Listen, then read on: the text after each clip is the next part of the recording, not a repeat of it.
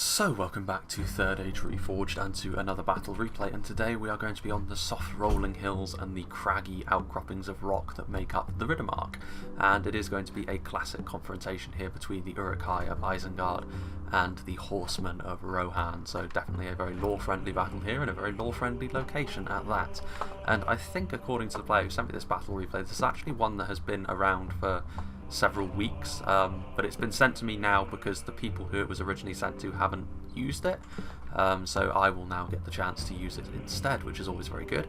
And apparently it is of very high quality, so I have big hopes of this. And also, it's not very often we actually get to see Rohan on an open field like this. Normally when we see Rohan, it is in a siege situation, because usually on an open field the battles that Rohan tend to produce are either very heavily in favour of Rohan, or it goes very heavily against them, because Rohan are, of course, a very all or nothing kind of faction with their heavy emphasis on shock cavalry and shock infantry. They either burn out very quickly against an immovable defence, or they smash that defence to pieces. But I think we will start off with the Rohan composition, seeing as I'm already kind of talking about them as it stands. And Eclipse 2500 was the player who was a part of this battle and who sent me the battle replay, so big thank you to him. Eastmark Horse Archers, which are of course the entry-level horse archer for Rohan. This is another area in which Rohan obviously have a lot of strength, because one of the main problems with horse archers is they can be relatively easily zoned out, even the high quality ones that the elves tend to employ, because of their lower numbers and because of the fact that foot archers do tend to be able to keep horse archers at arm's length. They are, as long as, well, if you focus on the horse archers themselves, they're not too bad to zone out. This can leave you a little bit undermanned in other areas, but that's a whole other conversation.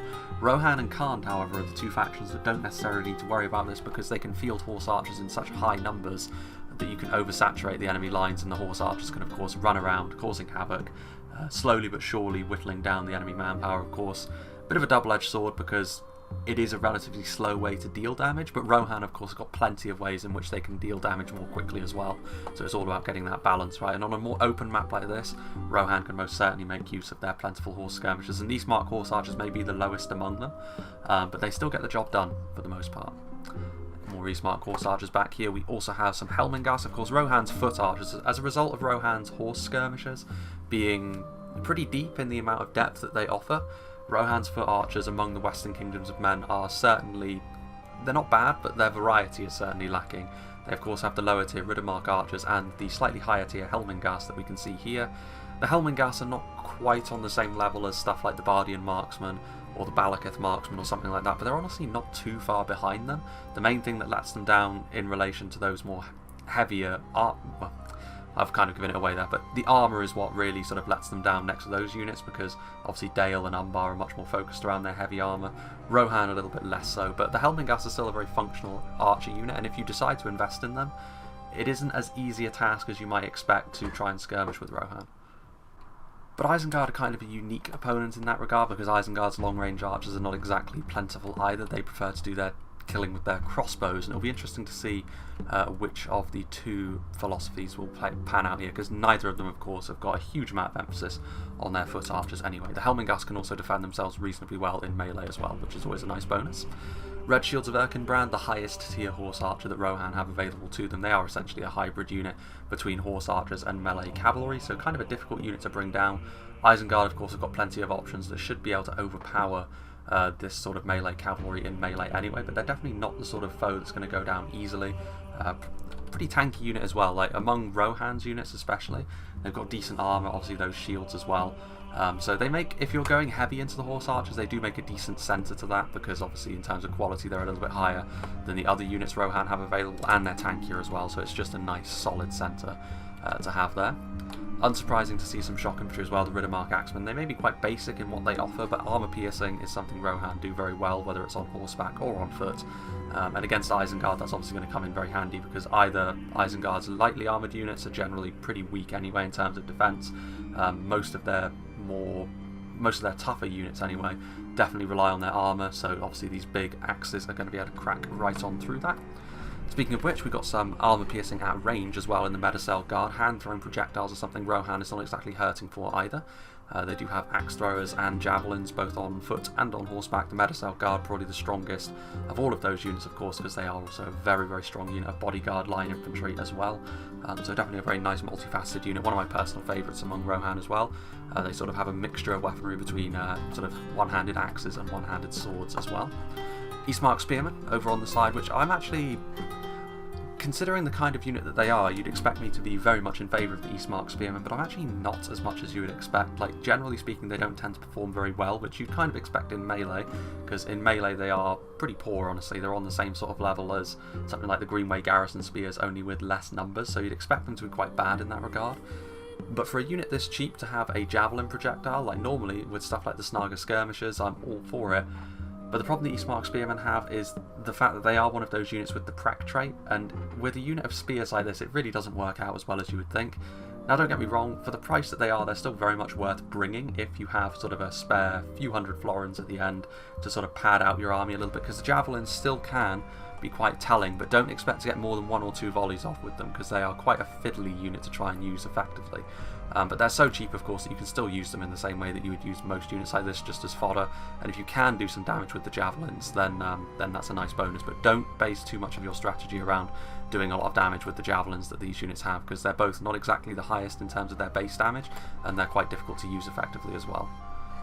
Back here we have the Shield Maidens of Rohan. By contrast, this is a unit I really, really like, you know, as far as the hand-thrown projectiles go. Axe Throwers, I was worried that them losing their AP in 0.97 would render them somewhat useless. I'm pleased to say that isn't the case. Especially against phalanx units, they will absolutely shred them to pieces. Heavily armoured units with big shield values from the front can tank axe thrower fire, whether it's from the Shield Maidens or from another unit like the Trollshaw axe throwers, but even then the really high base damage that they have is honestly enough to do at least some damage, so definitely a unit that Isengard is going to want to be very careful of, because this is going to be pretty much the one of the only ways actually that Rohan is going to be able to devastate stuff like the Uruk-hai pikemen. And the Uruk-hai pikemen can of course be used very effectively against the faction that does not have any phalanx units themselves in melee, but of course Rohan have got other tools that they can use to deal with that. Westmark Marshals, again, just the better version of the RIDDERMARK Axemen in every way, higher end shock infantry. We'll see how well they can do against heavily armoured factions like Isengard. They do tend to do quite well. They can do a lot of damage, but unlike heavy swordsmen of this price range, they will fall away more quickly than that. So you do need to be a little bit careful with them. Most Axeman units like this, you do need to babysit them a little bit, otherwise they will start to fall apart relatively quickly. Sons of Yore, I'm not too surprised to see the Lance Knights here either, because of course most of Isengard's cavalry will have to be used defensively in this battle, I would imagine, if they've brought much at all.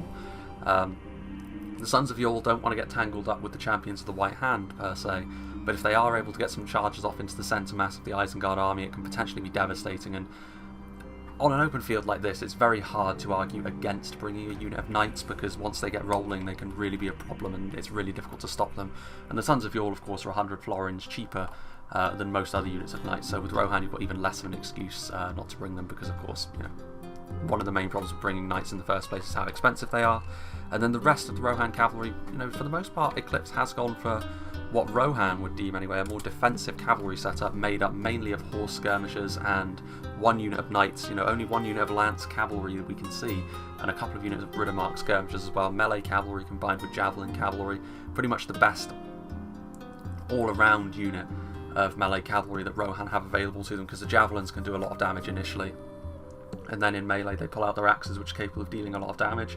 They do much better when they're embedded with a unit like the Sons of Yore to give them a little bit more rigidity, because on their own they are maybe a little bit fragile, but definitely Rohan's best unit of defensive cavalry, and those javelins could be very useful at dealing with any Isengard wargs that are chasing after them. We'll go through these armies a little bit quicker unless there's any new units we can see, which straight away we can see from Death Eater. He has gone for more lance cavalry. We can see the Aerid of Aldberg, which in terms of the basic cavalry, before you start getting into the really expensive stuff which quantifies a bodyguard unit, the Aerid of Aldberg are the highest tier of lancers that Rohan can bring. Very quick, very damaging, but in comparison to some other lancers from other factions, they are a little bit more fragile. Like, again, it comes down to their armour, their shields not being quite as tanky as the sort that you would expect from other factions, like for example the Fornoster Rain Knights, which are a similar price range. They're obviously not as quick as the Aerid of Aldberg, and generally speaking Rohan are able to field a much more complete cavalry force, but you know, the 4 Nosterrain Knights do have better armour, which does make them a little bit tankier in the long run, but of course that won't bother Rohan. They want to be swift, they want to be doing their damage and getting in and out before the enemy knows what happened anyway.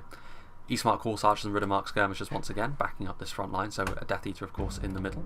He's gone for the Riddermark Archers, so going for the cheaper archer, which is not necessarily a bad thing in this situation, because Isengard, the Uruk-hai Archers and the Riddermark Archers are much of a muchness really. Neither one of them is going to be winning the battle all on their own anyway, so if it does come down to a long range skirmish fight, it's really just going to be a dead heat between both of those forces, unless the Helmingars are there, which might tip the balance of power in favour of Rohan there, or maybe even the Lurtz Hunting Pack could tilt it in Isengard's favour, but they're not really going to be wanting to be used in a skirmish fight anyway.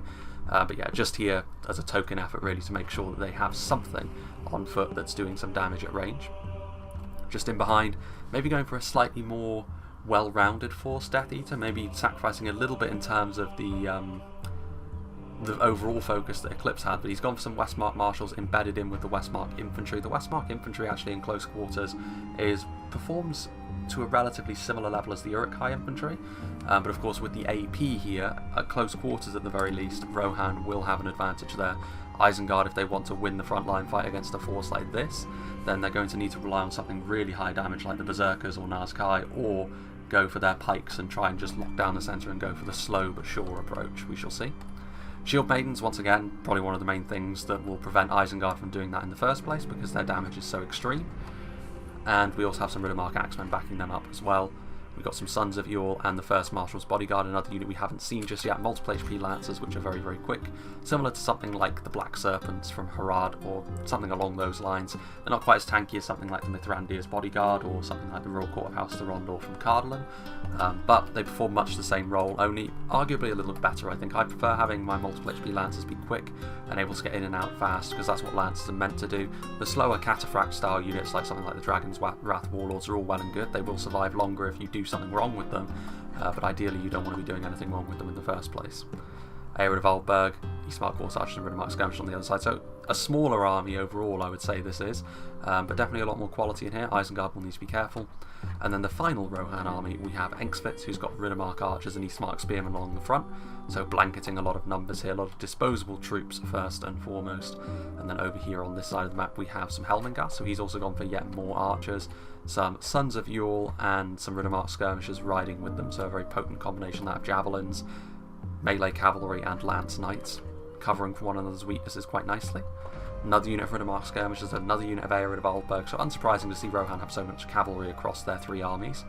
Riddermark Spearmen, another unit we haven't seen yet, a very basic unit of spears this by Rohan standards again. Next to some of the other spears from the other western kingdoms, they do lack a little bit defensively, both in terms of armour and shields, which for spears is not great, because for spears what you want is a lot of holding power over a long period of time, and of course armour and shields is certainly going to help with that. But the Riddermark Spears are still very functional, as long as you don't expect them to be match winners, they'll do their job well enough. Westmark Marshals over there, Medeseld Guard there, and the rest of his army made up of Riddermark Axemen, more Shield Maidens, some Riddermark Cavalry as well, interestingly enough, so this is a unit of Lancers, which of course is not quite as high tier as the Arid of Aldberg, and once again they are more than capable of doing their job. Lancers, as long as they get a decent connection with a decent amount of mass behind it, they're going to do a lot of damage regardless. We'll see if Engsvitz can use his lower tier Lancers to good effect as well. But now we shall move on to Isengard, and the first we can see is the Steward of Dale. He's got some crossbows on the front line, which is interesting. They're going to be outranged, of course, by any Rohan foot archer that they can perceive, but if they can get up onto some of this higher ground, up onto the hills, they may be able to get in range of the archers before the archers get in range of them, which will be a bit of a problem for Rohan. Crossbows in general are going to be one of Isengard's main tools in this battle, because they can be used to bombard the Rohan infantry, which will, of course, Rohan will have less in terms of disposable troops, I think, than Isengard. Ever since .97 rolled around, Rohan have been made less of a numbers-focused faction, I should say, and more in line with what you can expect from the other Western Kings, whereas Isengard, compared to the other orcs that they have, or that they fight alongside, they are a little bit more quality-focused, but they're still more than capable of fielding quite large armies, and I would imagine Rohan is not going to react too well if they take serious losses at the hands of the crossbows. It's going to be quite difficult to come back from that, so we shall see. In behind them we have some Dunlending clansmen. The Dunlenders are a good choice against Rohan, honestly. Isengard are not exactly hurting for anti-cavalry options anyway, like the crossbows, one of the main ways you can do that at range. But the Dunlenders of course have got a better anti-cavalry bonus, like a little bit extra, which of course for spears like this, especially when you upgrade their armour as they have done here, pretty much working at their peak. So they will be very good just to get in the way of cavalry, because they'll still take a lot of damage off the charge, of course. They're still militia spears at the end of the day, but they will also be able to give out a little bit extra damage in return. Of course, eventually over the course of the battle, Rohan's cavalry numbers should start to abandon them if Isengard play their cards right. Isengard want to play the long game here. They want to wear down Rohan's cavalry, and eventually Rohan's army, they will be hoping, will just fall apart and not be able to continue the fight. Isengard, of course, a little bit more defensive than Rohan, or a lot more defensive than Rohan. Speaking of which, Uruk-hai infantry and Uruk-hai pikemen, a classic front line this. Very, very solid Uruk-hai, of course. Reliance on armour may be a bit of a problem against all the axes, javelins and thrown axes they're going to be facing off against today. But for the most part, this is a front line which should be a little bit more rigid than the more lightly armoured Rohan offerings, and right in the middle we've seen them perform quite well recently as well. The Guards of Orthanc, multiple HP spears, not very damaging once again, certainly a more defensive focused unit, but we've seen them be very tough to break down. With all the AP that Rohan have available to them, though, Rohan do have the tools to kill them.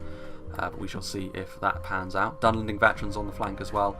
Again, for line infantry they do have a little bit of an anti-cavalry bonus, but in terms of overall quality, of course, they may struggle against a lot of what Rohan have. They'll be able to beat Eastmark units in melee, but that's about it, 1-to-1. They're mostly going to be a supporting unit this. Warg skirmishers, so again, Isengard's cavalry is going to be very good if used defensively here, just trying to prevent Rohan from getting into position with their lancers. The Warg skirmishers will be able to do that with their javelins and their melee abilities. Trolls the White Hand are an interesting one. As long as they can avoid the Rohan heavy axemen, they should be able to do a lot of damage actually to the main Rohan infantry. But unfortunately for them, the axemen are so prevalent in Rohan's lines that they may end up getting caught on them no matter where they go. Champions of the White Hand, obviously extremely powerful mounted divisions and another unit of Warg skirmishers. So certainly a more defensive army this from Isengard, but that's kind of to be expected on an open field like this against Rohan, because if you try and charge across the field against them, Rohan are going to find gaps and charge into you, so I'm not too surprised at all to see Isengard trying to go about their business in this manner. Lawmaster Eothad playing again, so once again we can see some Dunlenders, this time without the armour upgrade, but they're going to be here. Obviously their anti-cavalry bonus is going to be very important to try and lock down the flanks. The Warg Riders this time, so just pure melee, a little bit cheaper, but obviously a little bit better if they can actually get into melee, but with Rohan, Jav, Cav around, they may actually struggle a little bit to do that. And then over on the front line we can see a lot of Uruk-hai pikemen, we can see some Uruk-hai archers as well, so they're going to try and seize the hill here and try and do some damage to Death Eater quickly. It'll be interesting to see how Death Eater responds to that. I'd imagine he'd have to be aggressive to try and meet this, otherwise Isengard could really fortify this hill and make life a little bit more difficult for him. More archers, some pikes also to make sure the archers can't be charged by uphill cavalry manoeuvres from Death Eater on the other side. Uruk-hai infantry over here, more Guards of Orthanc. Not too surprised to see them on the field today because of course they're spears, which are very good against Rohan, but I am a little bit surprised to see no Berserkers as of yet, because of course they can do a lot of damage. They can tear right through Rohan. Rohan may not be the most heavily armoured faction, but Berserkers are still going to be enough to do a lot of damage against them, and it seems as though most of the Isengard players are instead going for Trolls of the White Hand, which is potentially higher damage, but also potentially more risky because they can be isolated more easily by the Rohan axemen. We'll see how that works out. Champions of the White Hand over there as well. All the Isengard army is going to have access to them, I think. More Dunlenders and more Warg Riders. And then the final Isengard army played by Y2K86. He has got some more Dunlenders on the front line, so a lot of disposable Dunlenders here. Again, it's going to make life a little bit more tricky for Rohan to get in position for those really meaty charges that all of their lancers are going to want. He's gone for some half-orc spear guard as well, which, you know, is a decent idea against Rohan in theory, because of course they're spears, you can use them to hold onto the flanks as well. Personally though, I feel as though just going for the crossbows, the Dunlenders and having pikes in the middle is probably enough, and then you can spend your money elsewhere. But the spears could still be a decent pick, they just need to avoid going into melee against the really high damage Rohan axemen. A lot of Dunland veterans as well, so a huge amount of anti-cavalry in Y2K's army. Interestingly enough, probably least useful against Eclipse's army, because most of his cavalry is ranged cavalry, so he's not going to want to charge in until the time is right. More Guards of Orthanc, more Uruk-hai crossbows, and a lot more pikes, as you would expect from Isengard against Rohan. And finally we have some Champions of the White Hand at the back, so no Nazkai, no Berserkers, not a huge amount of damage in the core of Isengard's army, whereas Rohan have gone for a lot more in the way of axemen. Isengard here are clearly going to be playing the defensive game. They're going to try and absorb Rohan's pressure and watch Rohan try and burn themselves out against their front lines. Rohan, by comparison, will be trying to find those gaps, and honestly, if Isengard fall behind here, they are also in danger. You know, it's all well and good saying Rohan's army may fall apart here as well, but Isengard's could too, because if they do start to fall behind, they don't necessarily have the high damage outside of their crossbowmen to pull themselves back into it. Crossbows are a very powerful tool in 0.97, as I've said, but it's not necessarily the be-all and end-all in this situation if Rohan can find their way in and amongst the Isengard armies. But without further ado, let's begin. And I feel as though the middle is actually where we're going to see the initial moves as the Uruk-hai archers start to move forward. Eothad also appears to be the only one to have brought Uruk-hai archers. I don't think he's actually got anything in the way of crossbowmen though, does he? He's got some infantry, he's got some pikes. So interesting trade-offs there, but he does hold the middle, and he should actually be able to occupy this hill relatively easily. The Uruk-hai archer is getting a little bit further ahead of the pikemen, but I don't think Death Eater is going to want to charge in with the pikes right there. But having said that, the Uruk-hai archers have gotten so far ahead that the Rohan infantry actually may be sufficient in this situation. So yeah, the archers are already pulling back. So straight away, I'm actually going to go down to half speed because things are going to be happening all across the field pretty quickly here. But straight away, Isengard will not be able to lay claim to this hill and start bombarding Rohan in the way that maybe he would have wanted. And it's going to turn into, I think, a pure melee engagement, if anything. But if the shield mains are able to do a lot of damage quickly to the Uruk-hai pikemen here, it could get pretty messy. But if they can't, then the Uruk-hai pikes should be a pretty good tool for holding the top of this hill. It all just depends on how Eothad wants to handle this. Isengard's armies need to be nice and compact for me. If they're not, then they could end up struggling against all of these units of cavalry swarming in and over them. This is a little bit of an interesting choice. The Eastmark Horse Archers are very, very close to the Half-Orc Spearguard, and the Half-Orc Spearguard should be able to get in and amongst them quite quickly. Of course, Rohan will be able to scurry away on horseback as they can, but just making sure that Rohan can't get set and comfortable with their cavalry is going to be very important to how this battle is going to inevitably go. Dunlending Berserkers revealing themselves, so that's another interesting unit. Obviously more shock infantry, but again with a slight focus around anti-cavalry. It is an interesting matchup this, because both factions have got things which in theory are strong against the other. I think if I were to pick one which I think overall has the edge, just from taking out of consideration the map or the players that are playing today, I would probably go with Isengard, because I think their army is a little bit more well-rounded for every situation that they can come up against. And Isengard have got such a focus around anti-cavalry that I think they are fairly well equipped to deal with what Rohan can put out, as long as they can avoid all of the AP that's going to be coming their way. But that's a really meaty charge into the Uruk-hai infantry there. The Sons of Yore, the frames stuttering a little bit there. I think they were actually trying to go after the Snaga in behind them, but the Uruk-hai infantry did close the door on them, but still relatively consequence-free kills there. In come the Westmark Marshals, interestingly enough, and they're going to charge right into the centre of the Uruk-hai pikes. Most of those Uruk-hai pikes are going to be able to get their phalanx down though, so as long as they aren't receiving any sort of range backup, the Westmark Marshals may very well start to struggle here. Meanwhile, a lot happening all across the field already here. The Dunlending clansmen are already shaken. You can see there are actually a lot of dead wargs over here, interestingly enough. I think that must have been from the RIDDERMARK skirmishers. Indeed, there are RIDDERMARK skirmishers here. There are Sons of Yore charging into the warg skirmishers as well. So, interestingly enough, without the champions of the White Hand here, these basic wargs are going to struggle against the best cavalry that Rohan has to offer. Warg skirmishers are more of a supporting tool for the standard warg riders and, of course, the champions. But as it is, they got a little bit separated, and as a result, Rohan aggressively pushed.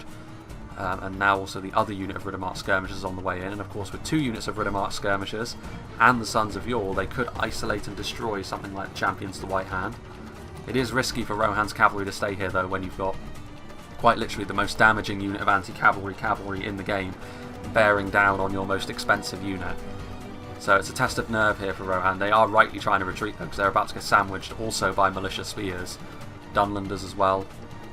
But all Rohan need to do at this point is just try and find those gaps. But it is interesting though, because the Rohan cavalry is all the way over there, sort of skirmishing around with the Isengard cavalry, and the main Isengard army of Steward of Dale is just charging right up the gut and trying to charge into to Engsvitz's lines. And Engsvitz's lines are in layers. It's all the question of whether or not he can micro everything at the same time here. The trolls are here, they're being backed up by the Dunlending Berserkers, and to be honest with you, Eastmark Spearmen in melee are obviously going to be no match for trolls. But the RIDDERMARK Axemen are coming in, their damage will be helpful, but they certainly won't be the same level of troll killer as something like the Westmark Marshals. So axe to axe, the Riddermark Axemen should be sufficient to defeat the Dunlanding Berserkers one-on-one. But of course the Dunlanding Berserkers are just in support of the main event, which is the Trolls. And then over here we can see more Dunlanding veterans move forward. I actually approve of this move from the Steward of Dale. The Rohan cavalry is preoccupied over there. It may very well end up winning, based on how well the micro is able to happen.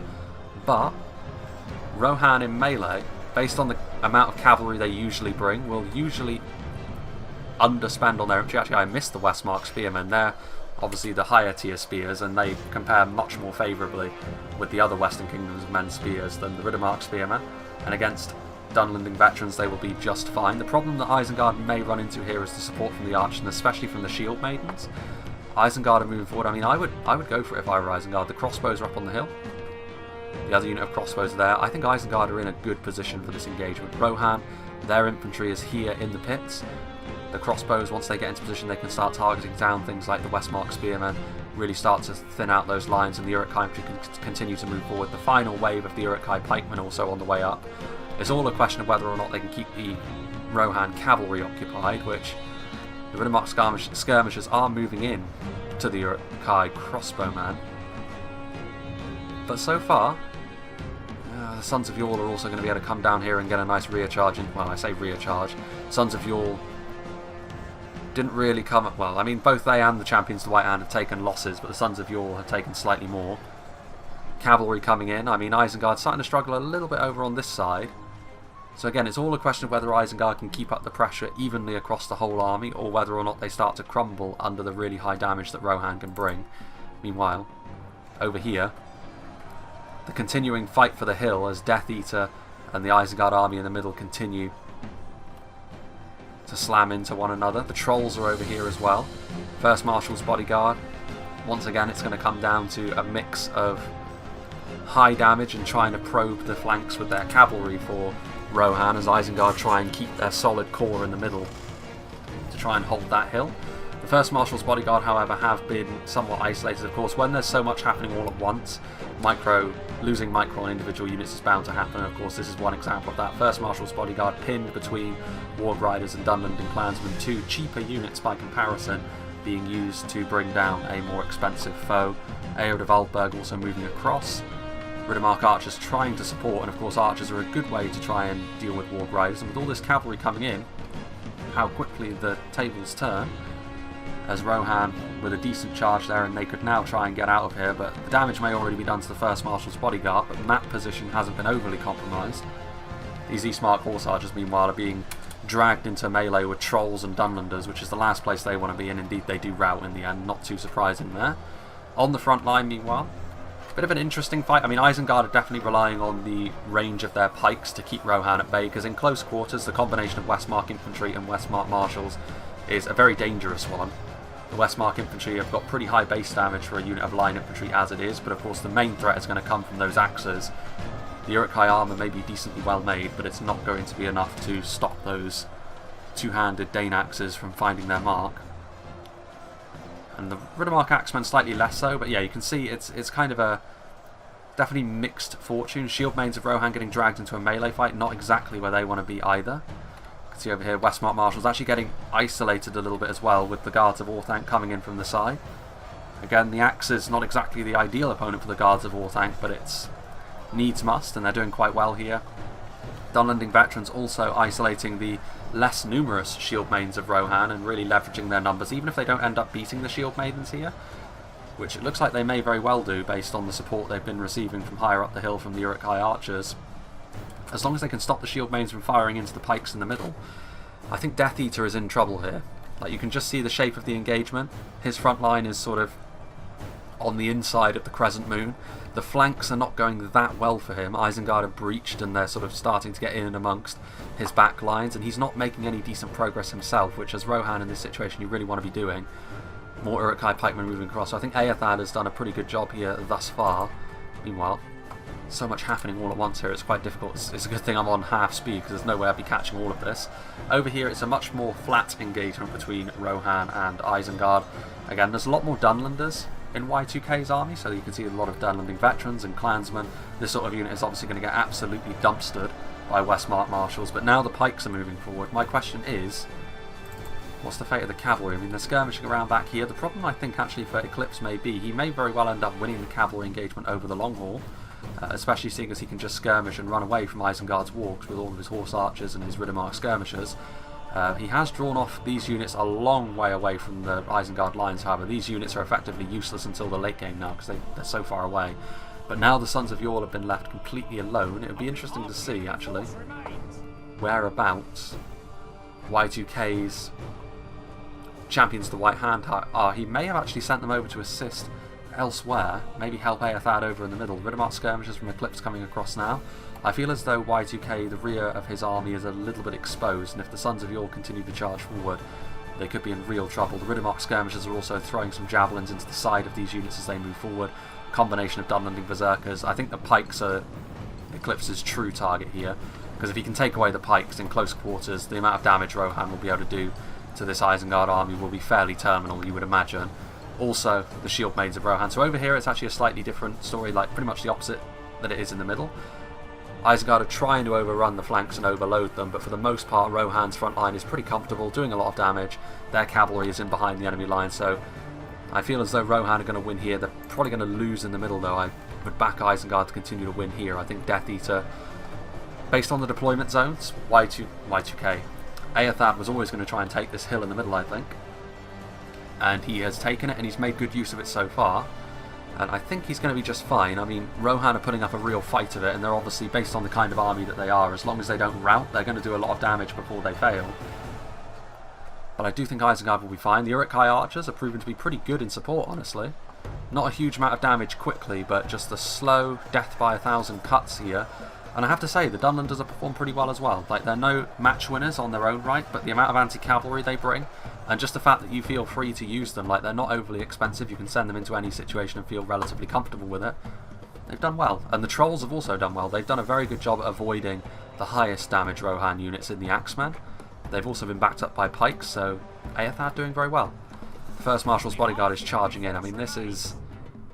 I think maybe, again, that's just an example of losing micro because he charged into pikes. I mean, it's not going to go too well. I mean, to be fair, the Uruk-hai pikemen are shaken. Taking damage from the archers, taking a charge. But I think they're going to be fine. Meanwhile, over here, Isengard, yeah, I mean, this is kind of what I feared would happen. It was kind of up in the air for a little while over here, but I mean, it's still kind of even, because over here, Rohan are winning fairly comfortably. Down here in the pits was where Isengard won. The support of those Uruk-hai crossbowmen was obviously key, and the fact that the pikes weren't really being focused down by ranged units either. Riddermark archers are going to try and flee, but I can't imagine they're going to get very far. These guards of Orthanc are still in very nice condition as well.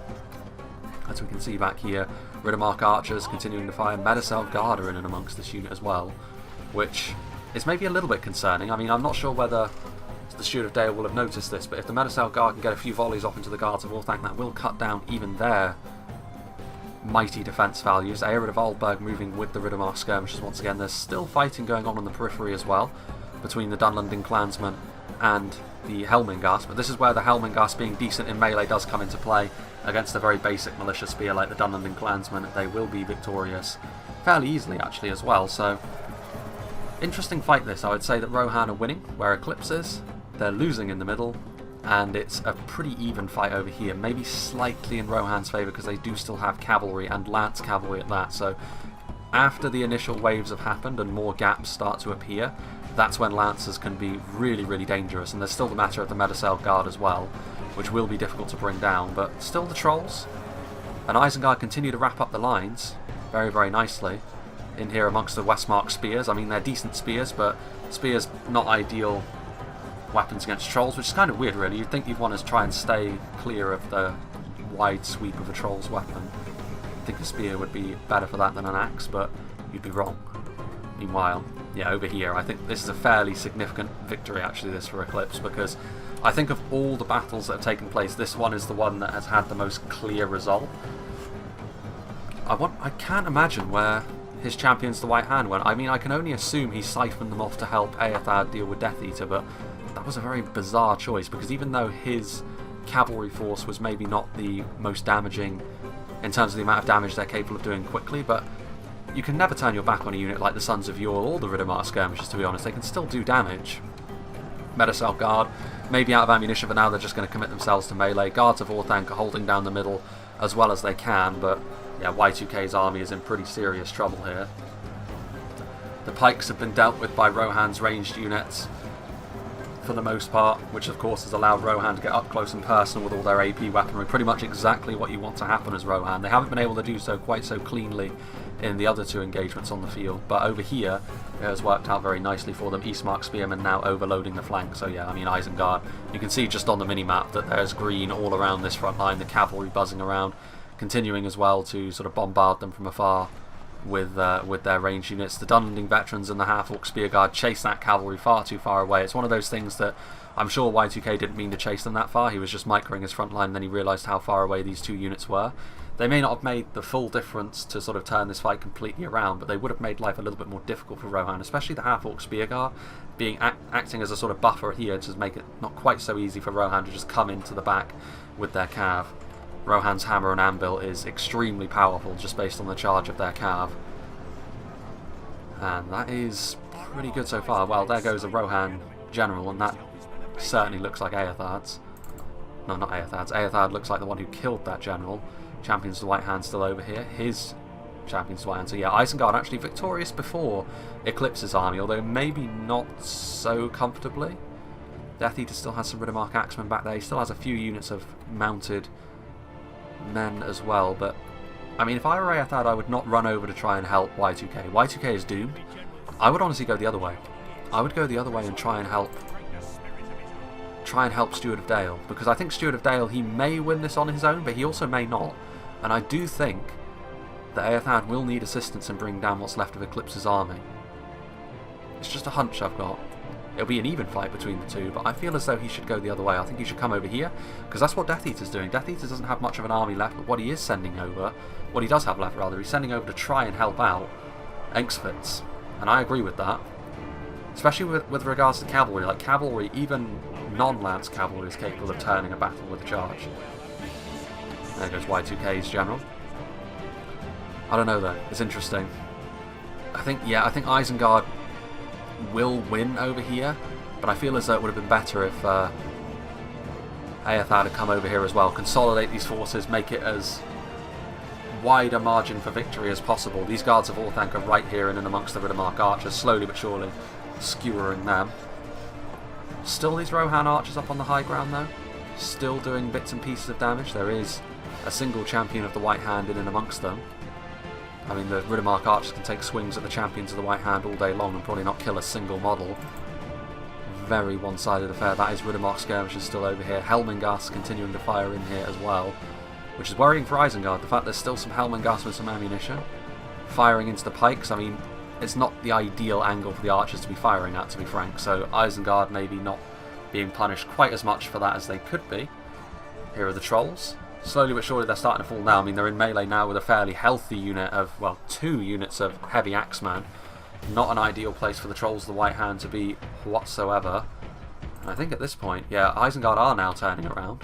Whether or not they wasted too much time going a little bit further that way and now turning back over this way, we shall see. Let's see what Eclipse has got left. I mean, I think, to be fair, Eclipse and Eothard have probably got a similar amount left in terms of their overall strength compared to what they had at the start. Y2K also does still have these units still alive, which is a bit of a pain for Eclipse, because now seeing that Eothard is turning around and going to help his ally over on the other side, he would like to get over there in an ideal world, I'm sure, and sort of make that fight a little bit less comfortable for him. However, he can't afford to turn his back on these troops here. Y2K is actually trying to regroup some of his men to the best of his abilities, and of course, this is not a force which is going to save Y2K's chances against Eclipse, but at the very least, his presence here is making it so Eclipse can't afford to just sort of unthinkingly move in this direction. His cavalry can, but he's going to need to leave at least something behind, otherwise maybe Y2K can be the hero. The Medicell Guard are also a little bit isolated here. I mean, there's always Eastmark Horse Archers and the like, but they're going to try and move in. I mean, to be fair, Dunlending Berserkers and Half-Orc Spearguard, like the Medicell Guard, are so good in melee that they probably don't have too much to worry about. But they are a little bit isolated. Maybe Isengard could try and overwhelm them. I think actually it's about time we went back up to 1 speed here for the first time in this battle, now that we can sort of easily take notice of all the engagements that are happening. Guards of Orthanc here, still continuing to slowly but surely skewer the Riddermark archers. Engsford still has his Medicell Guard alive, which is going to be difficult, I think, for the Isengard troops of Steward of Dale that are over here, because again, bodyguard units are easy to overwhelm at the start of a battle, when sort of your more bread and butter units are high in number, but later on, if you do have a unit like this which is still in good shape, which the Medicell Guard should be, because you shouldn't be committing them early in the same way that some other bodyguard units should be to the front line, like the Guards of Orthanc, for example, dealing with a fully healthy unit of Medicell Guard is going to be tricky. It's the sort of thing which can definitely turn a battle. I think Isengard will be quite grateful for the fact, though, that there doesn't seem to be a huge amount of Sons of Yule left. I think Eclipse is really the only one with a decent presence of them. Because, of course, Lance Knights can be so effective. The Trolls, there's still one Troll left alive, but you can see how well the Westmark Marshals were able to deal with them. They'd already seen combat, of course, the Trolls of the White Hand. Wait, we're not up to 1 speed yet. There we go. In comes some Rohan Cavalry, Death Eater, trying to make something happen, and they will as well. That was a nice charge against the Uruk-hai Pikes. And with the Westmark Marshals from the other side, I'm not surprised they're shaken, honestly. But over the hill in the background, you can see Eothad's army is arriving. It's interesting, though, like with these charges from Death Eater, he may well have been defeated in the middle, but these charges may well prove to be his biggest contribution in the battle, because if the Steward of Dale can't win this fight outright, it's going to be very difficult for Eothad to carry his whole team to victory here. And of course, here in the late game, with Rohan still having some ammo on their horse archers, they can continue to put some pressure on at range, which is absolutely the last thing the Uruk-hai pikemen want. They've got good armour, but they still don't want to be under arrow fire for any length of time, really. Champions of the White Hand are going to chase the Rohan Cavalry off, but the Rohan Cavalry is in big enough numbers that it's going to be difficult. Uruk-hai archers are an interesting addition, though. Like, they still have ammunition. They did take a charge from the Riddermark skirmishers here, but again, maybe not as devastating as it could have been if that was a unit of Aerid. Eastmark horse archers coming in. I mean, this is the thing. Eothad also needs to advance in an organised manner, because any gaps that arise are going to be taken advantage of, and as if that wasn't enough, we can see quickly bearing down on him from behind is going to be the rest of the Rohan forces, and I think that's Y2K's army dealt with. Red Shields and Eastmark horse archers scouring them from the field, but all of these Rohan units are still back here, and they're going to need to make their way over here, because they're definitely going to need Eclipse's infantry, I think, to finish Isengard off here. It's all well and good his cavalry being over here and taking advantage of gaps and exploiting them, but one wrong move from the cavalry and they're going to get skewered by a litany of pike jabs. They're going to be under arrow fire now as well from the Uruk-hai archers. I think quite critically, though, I don't think Isengard have got any crossbows left, which here in the late game could prove to be a massive problem, because crossbows can force people to get into an engagement they'd really rather not be in. And Isengard not having that in the late game may prove to be an issue. Guards of Orthanc are still here, going up against the Medicell Guard. The numbers discrepancy here may very well mean that the Guards of Orthanc win this fight. It's kind of even, though. I mean, any sort of support from either side is definitely going to swing this fight, and with Uruk-hai pikemen on the way forward, Isengard should emerge victorious from that fight. Eothad moving the rest of his units down here. Eclipse, however, has seen an opportunity to get into the archers, and he's definitely going to take it. One of the, maybe the only tool Isengard have at this point which is capable of putting on pressure to the Rohan units from afar, which could prove to be extremely important against the cavalry. Uruk-hai archers going to move off. I mean, the Snaga skirmishers are still here, but they're going to have less range than any horse archers that Rohan still have alive and with ammunition. To be fair, though, I think most of the Rohirrim cavalry at this point is out of ammunition, so they're just being used as makeshift shock cav. There goes Death Eater's army, though. His final unit of cavalry breaks in the face of Uruk-hai archers, interestingly enough, but obviously with the rest of their army already gone, it was always going to be quite difficult. Engsford's Riddermark archers have been continuing to fire up on this hill for some time. There goes Engsford's general. I mean, I do think Isengard will be victorious over here, but the single strongest army left on the field at this point is most certainly Eclipse's army. It's just a little bit far away at this point. Eothad and Steward of Dale. It's mostly Eothad as well. Like, Steward of Dale doesn't have much left. There's still a pretty healthy unit of trolls, which actually speaks really well of the engagements Eothad chose for them, because it's so easy against Rohan to commit trolls against something which is going to tear them to pieces, like the Westmark Marshals, as we saw. But I think this is pretty much Steward of Dale's only remaining unit. I mean, it's an important one. It's 41 Guards of Orthanc. In come the Riddermark skirmishers. Do they still have ammo? Can't imagine they were going to charge head first into the Guards of Orthanc if they didn't. much better targets. I mean, they're going to need all the cavalry around, I think. Riddermark skirmishers moving in. So yeah, Isengard at this point, they're going to do what they've wanted to do for this whole battle. Keep a tight formation, try and make sure that Rohan can't get in and around them to devastate them with those charges. But there's still archers, still Helmengards, still Riddermark archers that are capable of putting on a little bit more pressure from afar. And of course the best thing that Rohan can try and do here is whittle down the pikes. If they can take away the danger that those pikes pose to the cavalry, because spears, while they are good anti-cavalry tools, they don't devastate cavalry.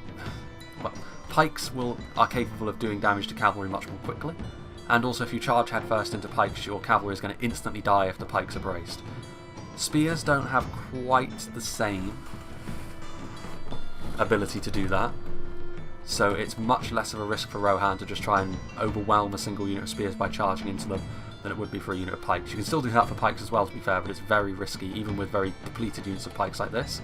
I think quite importantly, in spite of the pressure that Eothad's archers were under as they moved over to this part of the battlefield, they are still alive and they do still have ammo. It means that Isengard can at least respond in kind to any ranged Rohan pressure that may be coming for them. What have we got over here?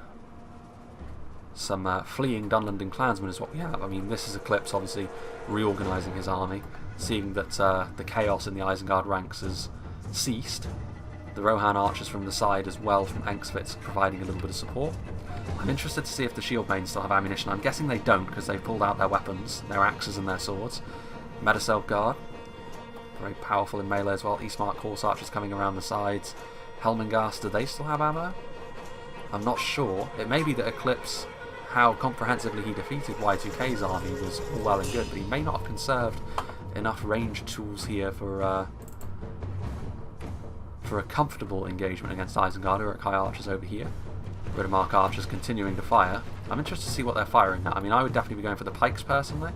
It looks as though Engsvitz is instead going for the archers. I mean, to be fair, the pikes slightly out of range, and it's better than going for nothing. The Uruk-hai archers at the very least are more likely to die under the arrows of the Rohirrim because of their very poor quality leather armour.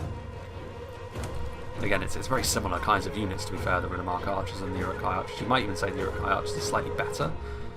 But the Helmengast, I think they're out of ammunition, but 66 Helmengast, like, at this point Isengard's army is definitely the smaller, but they have the more comfortable position.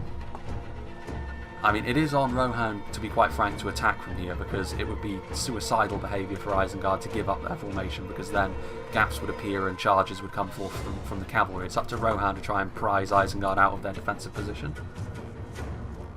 They're going to need to attack, and this is a little bit more like it. This is what I like to see.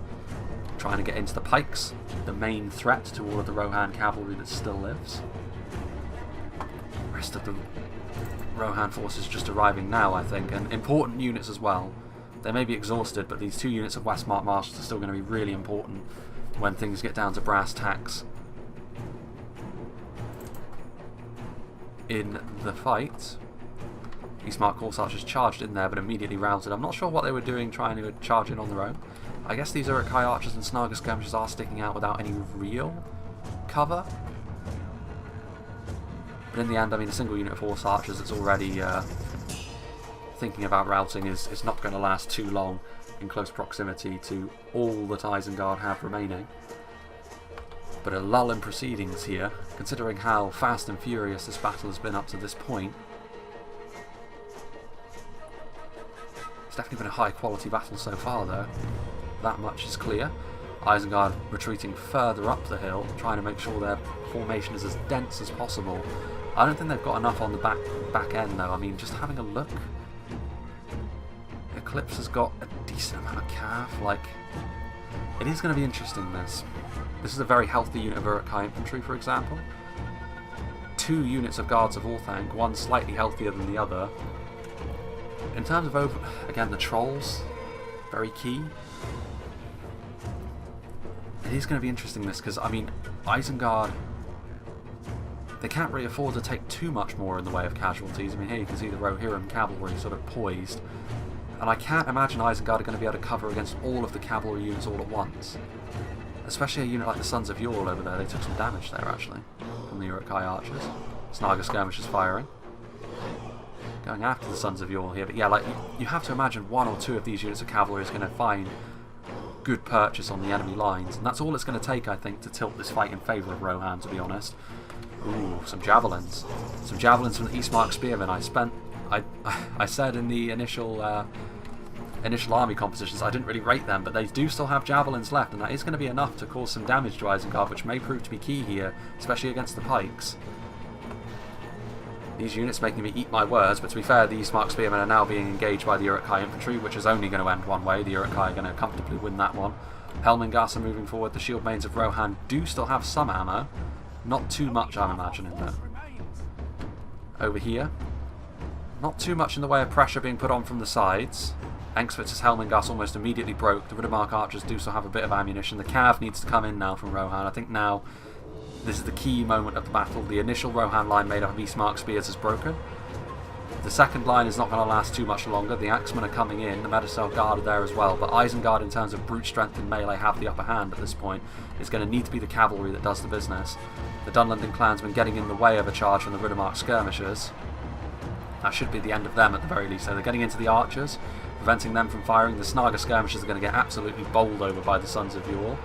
Helmingars are coming in. I mean, Isengard need to win this fight in the middle quickly, but unfortunately the presence of the Medicel Guard and the Westmark Marshals I think is going to make that difficult. Even if they're shaken, I think it's going to be tough. The Trolls are an interesting unit. I mean, most of Rohan's cavalry at this point is not Lance cavalry, so they're not going to be able to skewer the Trolls so easily. One of the Trolls is over here. The amount of guards of Orthanc is going to be a tricky one. The Westmark Marshals and their AP are not going to last too much longer. I think they're exhausted. They're thinking about they were thinking about routing in the middle. I think the presence of the Medicel Guard has stabilised things a little bit. That's a lot of Riddermark Axemen as well that I actually missed. Sons of Yule are going to chase off these skirmishers. Over here, of course, the flanking unit of Helmingars. The Uruk-hai archers breaking off. I mean, I think at this point, this cavalry is making life a little bit difficult for Isengard to remain set. A nice rear charge coming in from the Eastmark horse archers. Not a huge amount of damage, but it's not the physical damage that's being done, but mental. The routing is starting, and I think that may be it. I mean, Isengard, it looked like initially this middle engagement was going well, but Rohan have managed to find gaps, as I thought. And I think that may be that. I mean, these Trolls are still here, but the Trolls kind of got distracted by Eastmark spears, out of ammunition shield mains, or this, I say out of ammunition, they do actually still have a couple of volleys left in them, but like I said, I can't imagine there's too much. In come the Trolls now. I mean, Isengard are going to be pretty dependent on the Trolls to do a lot of damage here. They do still have those guards of Orthanc, which are going to be tough to break down, but it's not as if Rohan don't have tough infantry left either. Riddermark archers continuing to fire, Eastmark spearmen coming in. To be fair, I mean, having a look at this, most of the Rohan cavalry has now been defeated, which is interesting. I mean, they've definitely made their mark, the Rohan cavalry, but have they done enough? There goes the Isengard general. I think that may have been Steward of Dales. I think they're over here. No, actually, that is Eothard's general. Steward of Dales is over there. So, Eothard's general, maybe that will be the end of his infantry. I mean, Rohan, they were fighting uphill, but now they're starting to push forwards. And I think just based on all the strength they have left, Rohan, the Trolls are definitely to be feared and respected, but I think they're not going to have enough on their own. Like, Trolls, if you can isolate them, are going to struggle, and especially against like high damage units like the Axemen that Rohan still have left. Although to be fair, not a huge amount of Axemen are left. 26 Medicel Guard. There's still 5 Sons of Yule as well. It's very close, this, interestingly enough. Helmingars still have a bit of ammunition. There goes the final general. The final support from I think that must have been Engsvitz is gone. His Riddermark archers must have run for the hills. Indeed, there they go. And this is a problem. I mean, these Trolls, the fear that they're inspiring in the Rohan lines may be enough to turn this fight in Isengard's favour. Initially, it looked as though that routing from the Rohan cavalry charges would be enough to seal the deal, but in the end, it might turn around here. It might be the fear caused by the charges from the Trolls might be enough, and this is the problem. Like, Rohan didn't have enough shock infantry left at the end to bring these Trolls down, and 7 Trolls, I have to say, this unit of Trolls the White Hand from Eothard have been real MVPs for his army, because looking after a unit of Trolls like this is so difficult. He's done so really well into the late game here, and his ability to do that may honestly be the difference maker here and may give Isengard the win. In come the Helmingars, but are they going to be enough to bring them down? There's still some, still some Helmingars. I mean, there's still some Medicel Guard down here and Westmark Marshals. But at this point the Guards of Orthanc do outnumber them, but they're also shaken. So Rohan could win this, but how much are they really going to have left? Eclipse's Medicell Guard coming back. 18 Medicell Guard. Helmengars are here. They're trying to avoid the Trolls at this point. The Trolls, if these Shield Maidens do still have ammunition, then they can't ignore them. They have to hunt them down and try and kill them. But in doing so, in drawing them off, Rohan may be able to win this fight down here now, and they are. Man, it's really gone back and forth here in the late game. Both sides have played really, really well. But Rohan are going to be able to overwhelm the Guards of Orthanc with the help of those Helmengars. Their ability to look after themselves in melee could be the difference maker. The Trolls have come back now. Again, like, what do you do with these Trolls at this point? If those Shield Maidens have ammunition, a few volleys from them is going to be enough to decide the fight. But if you don't come back here, your infantry, what little remains of your infantry, is going to be overwhelmed. Helmengars are shaken. I mean, it's not going to take much to rout them under a charge from the Trolls, albeit quite a slow charge considering how exhausted the Trolls of the White Hand actually are. Can the Trolls do enough damage quickly enough? Still Medicell Guard in here. In come what's left of the red shields of Erkenbrand as well. Ooh, the Trolls are starting to die at this point. I mean, they've seen so much action, Eothard's Trolls, so I'm not surprised that their hit points are gone. There's not a huge amount of damaging infantry left though. It's really just the Medicell Guard. Like, the Helmengars are going to really struggle, but yeah, there are the axes. The red shields are up there as well. That is Steward of Dale. His 2 remaining Guards of Orthanc are gone, so the only thing left for Isengard at this point are the Trolls. And I think Rohan are just about going to be able to pull this one out of the bag. 5 Trolls of the White Hand, the Helmengars, the 7 Medicell Guard. Yeah, like, even if the Trolls can clean up this pocket of resistance here, they'll have to go through 46 Shield Maidens as well, which I just don't think is going to happen. There's also those 2 Cavalrymen around. And a charge could be enough, and yeah, you can see the Trolls are starting to fall now. What a battle this was, though. Eclipse was certainly not lying when he said that this one was of the highest quality. Watch the Trolls manage to pull this one out of the bag now. But no, like, the Shield Maidens aren't going to rout because they've got a morale buffering effect, which makes them quite difficult to rout. So against 2 Trolls, they're going to be just fine. There's still 6 Medicell Guard as well, which, considering how quickly the Trolls are dropping now, the battle is very much in our favour. All too easy for them at this stage.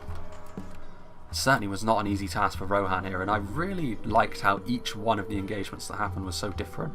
One was on top of a hill, one was between 2 hills in a valley, one was sort of on the side of a hill. Things worked out very differently for everyone. I think the 2 players that deserve a lot of credit here are, of course, Eclipse and Eothard. I think they both did really, really well. But no one really had a bad game. I think the closest you could say to a bad game may have been Y2K, but that was only because I feel as though the only mistake he really made was, for one, I don't know where his champions of the White Hand went. Like, they were lost to the ether at some point.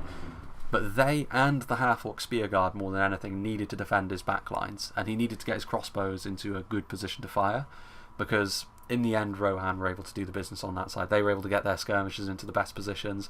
They were able to get around the flanks with their cavalry, and that was the difference there. It's why Eclipse was able to win to such a good extent. Having said that, you know, Death Eater suffered much the same thing on his side. Like, his flanks were being overwhelmed by Isengard. He tried to get around the sides with his cavalry, but unlike Eclipse, he had much less success in doing so. Which is a shame for him, because he was actually in a better position to take advantage of those with some Aerith of Aldburg. But it wasn't able to materialise, and, you know, fighting uphill into the Isengard pike block that Eothard had set up. Eothard then also obviously carried on moving his Trolls around. The Uruk-hai infantry were also getting into close quarters and doing some good damage. So very good performance from him. I think the most even fight was definitely the one between Engsvitz and Steward of Dale, because that could have gone either way. I think Eothard's arrival with all his reinforcements obviously certainly, you know, made it very difficult for Engsvitz to come back from that. He was still putting on pressure with his archers right to the very end, which, you know, those kills from those RIDDERMARK archers could well have been the difference. As well as those charges from Death Eater, to be fair, into the Isengard pipelines. Otherwise, could have been very difficult for Eclipse to pull it out the bag in the late game there. But yeah, really, really well played, I think, from every player. Every player contributed in positive ways to their team, and obviously extremely close there. It could have, like, it flip-flopped between Isengard and Rohan having the upper hand in that last engagement on the hill, right up to the very end when the Trolls were isolated, and then you knew that Isengard had nothing left in the tank. and Rohan were going to be able to win this. But very, very well done. Let's see what did the damage for the Rohan armies. 3,000 kills for Eclipse is very impressive indeed. And the Westmark Marshals proving their worth, and I think that's the key. You know, Y2K's pikes were not able to get set as comfortably as the other two Isengard armies were able to use theirs. And in close quarters, something like the Westmark Marshals is going to be absolutely brilliant against any of the Orc armies, to be honest with you. Even a faction like Angmar, who's capable of bringing a lot of quality themselves, is not going to want to get too involved with units like the Westmark Marshals. Similar units like the Brotherhood of the Axe and the Balakath Guard are capable of similar things. But of course, Rohan are a little bit more dependent on their heavy axemen than those factions, so you're more likely to see them do this because Rohan need them to. Sons of Yule did very well, you know, mostly Medicel Guard also did good. Helmingas, obviously a combination of their range prowess and their ability to defend themselves in melee right to the very end was very important for Rohan. Eastmark Spears did well. I mean, Eastmark Spearmen, I'm still not crazy about them, even though on paper they should be brilliant, based on what they are. But in this battle, they were definitely an important factor. Like at the end there, just whittling down those Isengard pike numbers just a little bit more, based on the margins that this battle was won by, was very, very key. As for the rest of Eclipse's cavalry, the Riddermark skirmishers did very well. So they were obviously in a perfect position to shoot right along Y2K's line though. But yeah, considering these are mostly ranged units of cavalry, not maybe as damaging as most of Rohan's other lance cavalry units, at least in terms of potential damage, he did very well with them. Death Eater's army, 242 kills on the Sons of Yule, 150. In spite of the fact his cavalry was mostly contained, his elite cavalry at the very least did score quite a lot of kills actually, Death Eater. His Riddermark skirmishers did okay as well. His Westmark infantry, I mean, to be fair, his front line was actually the most damaging in terms of quality, but the problem was, you know, he was forced into an engagement where Isengard were able to take advantage of what they had to offer in terms of their pikes. And unlike Eclipse, he wasn't able to sort of shred the Isengard pike line, and that was ultimately one of the main differences, and why his front line obviously didn't perform quite as well. But yeah, and then finally Engsvitz, even spread of kills from him, I must say. Once again, the Westmark Marshals, he only had one unit of them, but they broke 250 kills, which for a unit of shock infantry is impressive, because they do tend to burn out more quickly than a lot of other kinds of units. Obviously, you know, not as big a shield value, they do wear one on their backs, but archers are still a real problem for them. Lower armor values, lower melee defense on axemen as well, so they do need to do their damage quickly, but they are certainly capable of it against the right opposition, and I think all three Rohan armies show that, because even the Riddermark axemen, to be fair, did a pretty decent job as well. Like 214 kills on a unit that only cost 600 florins is very impressive. Yeah, decent spread of kills there. Helmingas and Riddermark archers very key for his army as well. We obviously can't see the Isengard results, but I do think that the Trolls of the White Hand were very well used. In the end, I do think that what Isengard were missing late on was a unit of really high damage infantry. They mostly went defensive with their infantry and their cavalry, which is not too surprising against Rohan. You want to try and cover those gaps that Rohan are obviously going to try and exploit. But I do feel as though at least one of the armies maybe would have benefited from, if you want to go big, go for the Nazkai, but even if you want to save a little bit of money, I think maybe a unit of Uruk-hai Berserkers could have been very useful. Even though Rohan's armor values don't necessarily scream out that you need a unit like that, I do feel as though the extra damage would have come in handy. But that's just me. I feel as though, again, with a battle that ends as close as this, like, it really comes down to just very small details. Like, you can't really pin the blame on composition as such, but that's maybe the only change I would have made to Isengard's army, because they absolutely did the right thing by going for a much more defensive composition against Rohan, because against Rohan, if you go aggressive on an open field like this and leave all sorts of gaps, then you're asking for trouble by doing that. Like, there's going to be gaps that they're going to exploit, and it's one of the reasons why you don't see a lot of Rohan on open field, because either people defend really well against Rohan, or like camp a hill for example, and Rohan can't get to them and they just bounce off, or they find all sorts of gaps and tear their opponents to pieces. But this is a good example of sort of the ultimate balance between that. Isengard went ultimately defensive, but they were still willing to move forward and put the pressure on Rohan, because they know they're a little bit more fragile perhaps than you would expect. But ultimately Rohan was still able to deal out that damage just about to see them to a victory. So big thank you to Eclipse for sending this one to me, because I've really enjoyed this one actually. This was a very, very nice battle indeed. Big thanks to all the players as well, obviously very familiar names. Unsurprising with a battle of such quality to see all of these names available once again. And yeah, nice map as well. This is a map I haven't seen before, although it has been in the game for a little while at this point. Obviously, interesting for Rohan, because it's not as flat as maybe they would like for their cavalry. Like, charging up and down hills can be a little bit awkward, but ultimately the open spaces are where Rohan can really thrive with their cav, as we've seen time and time again. so obviously a good battle for them. Isengard also, again, showcases Isengard's strengths here. Many factions would have crumbled under that sort of Rohan pressure, but Isengard were able to stand firm right to the very end and fought to the last troll. So yeah, big thank you to them.